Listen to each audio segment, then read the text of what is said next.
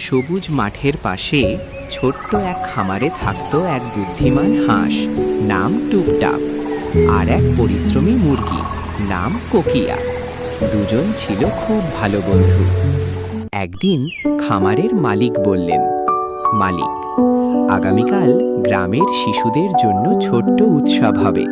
সবাই মিলে খামারটা সুন্দর করে সাজাতে হবে। কোকিলা, চলো আজই কাজ শুরু করি। কোকিলা শুকনো খড় জড়ো করতে লাগল। টুপটাপ পুকুর থেকে পরিষ্কার পানি আনছিল। হঠাৎ বাতাসে খড়গুলো উড়ে পুরো মাঠে ছড়িয়ে পড়ল।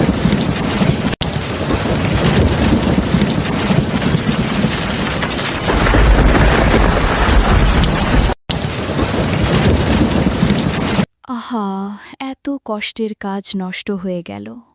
চিন্তা করো না, আমরা সবাই মিলে সারি বেঁধে খড়গুলো একদিকে জড়ো করি।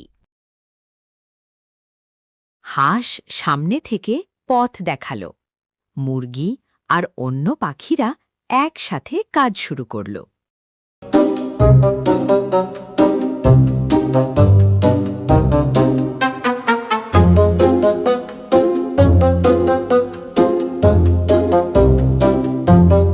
পরদিন গ্রামের শিশুরা খামারে এলো।